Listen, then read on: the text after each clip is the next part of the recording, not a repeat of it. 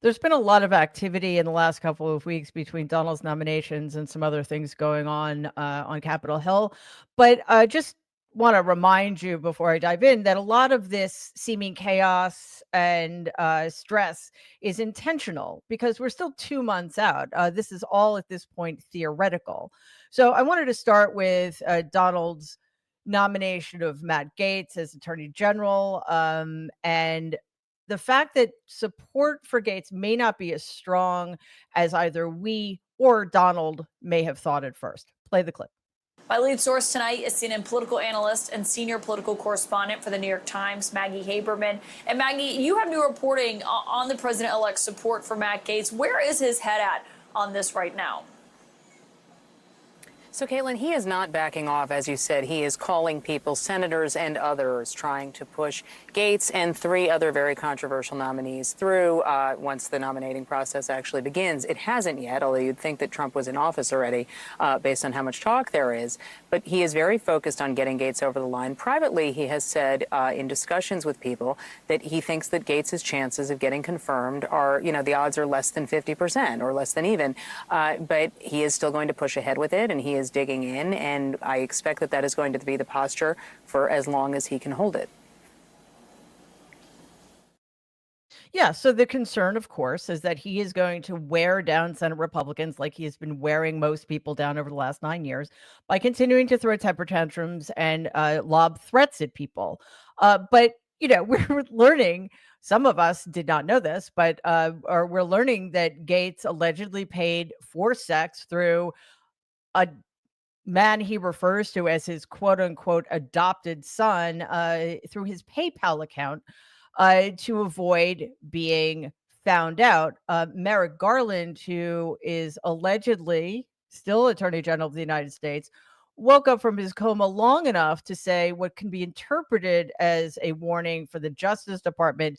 I'm not really sure why we care what Garland thinks anymore, but he said this, quote, "I may be coming to the end of my tenure at the Justice Department, but I know that all of you will continue in the department's mission, what has always been its mission, to uphold the rule of law, keep our country safe, and to protect our civil rights." Oh, wow, you're coming to the end of your tenure? I thought that was 3 years ago. And by the way, you did nothing to uphold any of those things. Thank you for way too little, way too fucking late. So while Gaetz looks like he's going to have to go through the confirmation process, although that remains to be seen. That would entail Republicans in the Senate holding fast, and I don't know that we should put too much faith in them. We've got people like Elon Musk and Vivek Ramaswamy who do not have to go through any confirmation process. They are appointees. So Donald has put Musk and Ramaswamy in charge of this newly minted Department of Government Efficiency. And Musk has said that he aims to cut government spending by 30%. Wow. I wonder where that money is going to come from. I guess that's why we're hearing about the potential gutting of Social Security and Medicare to pay for tax cuts for the wealthy. And in one of the most bizarre things I've ever heard, Ramaswamy has called for other extreme measures. Get in there on day one. Say that anybody in the federal bureaucracy who is not elected representatives obviously are elected by the people, but of the people who are not elected, if your Social Security number ends in an odd number, you're out. If it ends in an even number, you're in. There's a 50% cut right there. Of those who remain, if your Social Security number starts in an even number, you're in. And if it starts with an odd number, you're out. Boom. That's a 75% reduction, done literally stochastically. Okay. What I mean, what even is that? That is both unserious and dangerous. Just to remind you, the United States government employs about 2.3 million civil workers, according to White House Personnel Office, and almost to a person. They are dedicated, nonpartisan professionals who actually know what they're doing. And just like that, Ramaswamy wants to get rid of 75% of them. Why?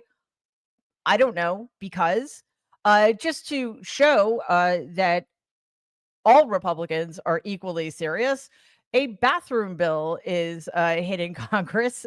So here's Nancy Mace, one of the most despicable members of Congress, and that's really saying this something, introducing a resolution to amend the rules of the United States House before Democratic Representative-elect Sarah McBride, a Delaware state senator who is going to be sworn into the House of Representatives in January. Play this clip. Anywhere across the country. Yeah, but are you going after a marginalized person here? Sarah McBride doesn't get a say in this. This is a biological man trying to force himself into women's spaces, and I'm not going to tolerate it. You have the radical left that are trying to erase women and erase women's rights. I'm the first woman to graduate from the Citadel, the Military College of South Carolina. If some guy in a skirt came by and said, no, that's my achievement, I'm going to be there and standing in the way and saying, hell no. I'm not going to allow men to erase women or women's rights. And I'm going to be standing up here. I will file this again next congressional session. Sarah McBride doesn't get a say. This is about women. This is about girls. This is about our rights and being protected in our private spaces. I don't want to see a man in a women's restroom. That's not a thing. And it's not going to be a thing up here. It's not going to be a thing anywhere across the country either. Thank you so much. Yeah, fuck you. Seriously, if people cared about women's rights, they would have elected Kamala Harris to be president of the United States. Anything else is just utter bullshit. Here is what Representative-elect Sarah McBride had to say on Twitter. Quote, everyday Americans go to work with people who have life journeys different from their own and engage with them respectfully. I hope members of Congress can muster that same kindness. This is a blatant attempt from a far right-wing extremist to distract from the fact that they have no real solutions to what Americans are facing. We should be focusing on bringing down the cost of housing, healthcare, and childcare, not manufacturing culture wars, unquote.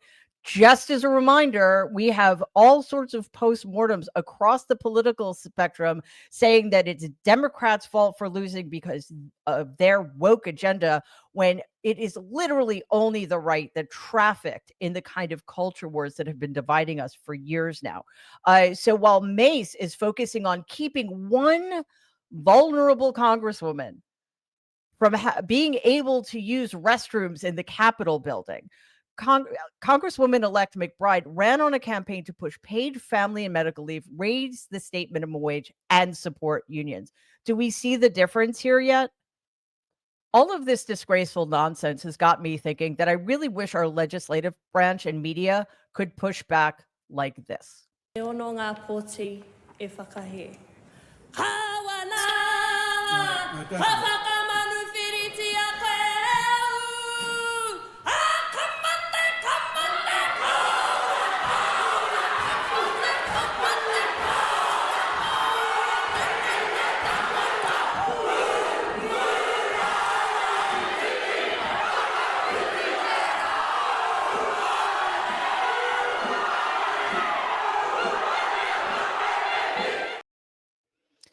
That was a protest of Indigenous New Zealanders performing the haka, bringing the New Zealand Parliament to a halt amid anger over a controversial bill seeking to reinterpret the country's founding treaty with the Maori people. I really wish members of Congress, certainly on the Democratic side, would have the same kind of passion about protecting the rights of those who are most vulnerable, which includes all women at this point. And yes, people in the LGBTQ plus community and people of color. Instead, we have more and more people in the corporate media bending the knee. We know, because they admitted it as if it was a thing to be proud of, that Mika Brzezinski and Joe Scarborough of Morning Joe met with Donald at Mar-a-Lago. Their stated reason was that he is going to be in the White House and they need access to him. Well, you know what? You don't get to do that after years of telling your viewers that Donald Trump is a threat to the future of American democracy, and in the lead up to the 2024 election, telling people that Donald is a fascist. If you believe those things, you cannot in any way accommodate that person. But now we know the real story. According to two sources who had direct knowledge of what was happening, both Scarborough and Brzezinski have been concerned that they could face governmental and legal harassment from Donald and his administration. Wow. That would be awful, wouldn't it? If nobody else is in that boat with you. So, they know that Donald has threatened retribution against his perceived political opponents, and Donald has in the past promoted lies about Scarborough and Brzezinski. He's been mean to them. So, yeah, that's why they decided to reach out to him and make common cause with a fascist, because they're worried about retribution. God forbid they actually do their jobs and inform the American people. No, instead, they're just going to keep getting their millions and millions of dollars a year to misinform and disinform the American people, just so, they can keep their jobs. And by the way, just a reminder, these two people, traitors to journalism, are on our televisions on MSNBC 5 hours every day, Monday through Friday. It is absolutely insane. And it is just another reminder that we need to be supporting independent media like Mary Trump Media. We will never bend the knee. We will always tell you the truth. We will always uncover misinformation and disinformation. And I absolutely promise you, we will never, ever make common cause with fascists or fascism. So please subscribe. Thanks. Hey, everybody. In case you weren't aware, I am spectacularly bad at self-promotion. So here goes. Please subscribe to our channel and like and share our videos. Your support means so much to all of us. Thank you.